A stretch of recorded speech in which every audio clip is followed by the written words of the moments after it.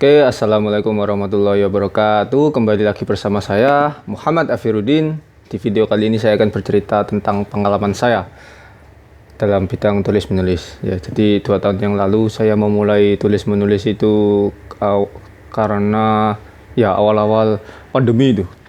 Jadi pada saat itu saya liburan lama ya, liburan kuliah, liburan semester, kurang lebih 3 bulanan lah sekitar itu. Nah, itu saya tuh bingung di rumah itu mau apa gitu, karena keluar nanti ya kan tidak boleh, kan harus ada social distance atau isolasi atau apa itu istilahnya ya, banyak sekali itu. Nah, suatu ketika celing muncul notifikasi di HP saya. Keren, tulisan teman saya masuk di media online. Akhirnya saya terpacu untuk menuliskan sesuatu di sana, mengikuti teman saya itu, mau meniru teman saya itu. Tapi itu tidak berjalan mulus guys, jadi ada proses penolakan juga. Jadi ketika saya pertama kali, kedua kali tulisan saya kirimkan, tidak diterima, tidak langsung diterima, tolak guys. Nah, saya tuh bingung, ini kenapa kok ditolak ini. Akhirnya saya mencoba menulis lagi. Saya berpikir, akhirnya ketemu ide. Nah, ide itu pas lagi ngehit juga, yaitu tentang baju lebaran. Saya tulis akhirnya saya kirim, akhirnya dipublish guys, dan saya pun senang, dan saya dapat apresiasi juga dari teman-teman dan guru-guru dan lain-lain. Nah, karena tulisan saya itu terpublish juga. Nah, saya terima kasih kepada kalian semua yang telah mendukung saya hingga detik ini. Jadi hal pertama yang ingin saya sampaikan dalam dunia tulis menulis, ketika kalian tidak punya basic sama sekali, tidak punya dasar, sama saya juga di awalnya tidak punya dasar dalam menulis, tapi hal pertama yang saya kuatkan itu adalah saya harus memulai menulis. Jadi memulai ini yang sulit sekali bagi kita sebagai penulis pemula. Nah, mengawali, jadi ketika kita menyusun kalimat awal itu mungkin sulit, tapi itu akan terkalahkan dengan keinginan kita yang kuat untuk bisa menulis. Nah, jadi tulis saja, karena proses tatanan kata, tata letak kata itu akan kita dapat ketika kita memulai menulis seperti itu. Karena ketika prosesnya itu kita akan tahu tata letak posisi kata yang mana yang sesuai dan benar dan enak ketika dibaca. Nah, yang penting mulai saja. Dan itu akhirnya saya ketemu itu di judul yang saya di awal, di judul tulisan pertama yang saya diterima itu. Jadi tulisan yang pertama itu tentang baju lebaran, keinginan atau kebutuhan. Nah, di sana saya mengawalinya bahwa masyarakat Indonesia itu sering kali beli baju lebaran tanpa tahu ini saya butuh atau keinginan, atau hanya sekedar budaya beli-beli saja. Nah, itu saya ulas itu di awal tulisan saya itu. Nah, itu poin pertama. Jadi jangan takut memulai, mulai saja, tulis saja. Nanti pasti kalian akan ketemu poin-poinnya ketika kalian menulis. Nah, yang kedua itu adalah menemukan ide.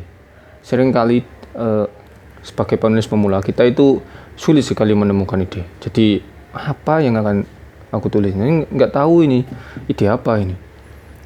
Nah, cara menemukan ide itu banyak sekali. Jadi sekarang kan ada internet, bisa juga kita melihat kondisi sekitar kita atau apa yang kita pikirkan.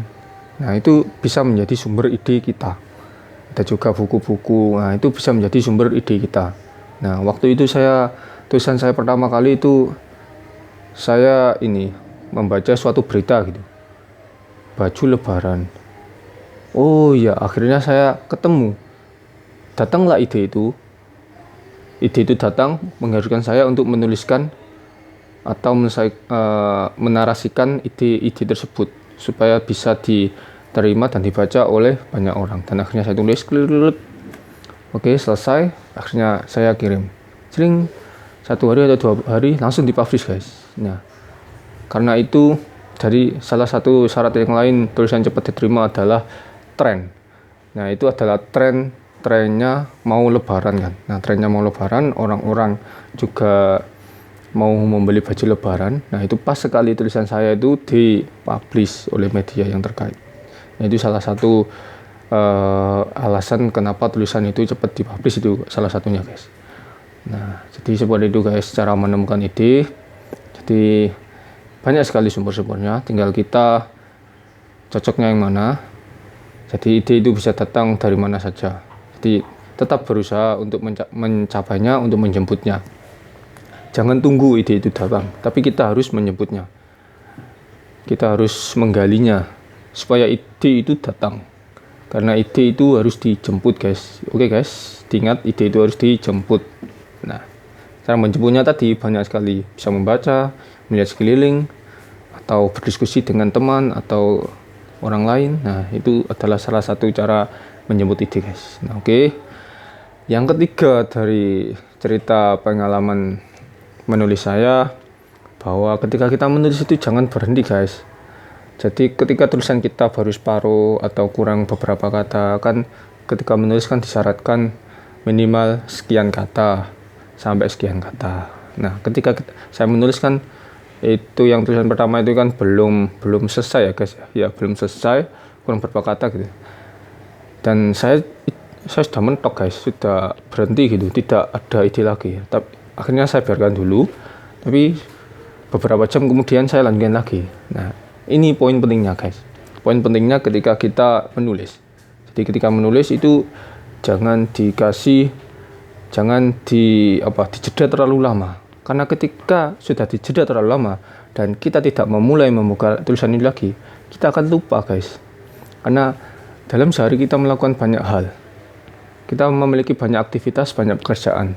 Dan kita harus memiliki prioritas dalam menulis itu tadi. Jadi kita harus menyelesaikannya. Usahakan ketika menulis kita harus memiliki komitmen untuk menyelesaikan tulisan itu. Jadi dalam melakukan pekerjaan kan, ya guys, dalam melakukan pekerjaan itu kita harus memiliki komitmen untuk menyelesaikannya. Apapun pekerjaan itu. Jadi dalam hal ini menulis salah satu cara untuk menyelesaikannya yaitu itu tadi, jangan terlalu dibiarkan berlama-lama untuk tidak selesai. Jadi segera guys diselesaikan tulisannya. Jadi untuk ide itu nanti akan datang lagi ketika kita memberikan jeda atau waktu untuk merilekskan otak kita dan menuju fokus kembali ke tulisan kita itu. Nah, siapa tahu dengan kita istirahat sebentar lagi itu ide itu dapat muncul.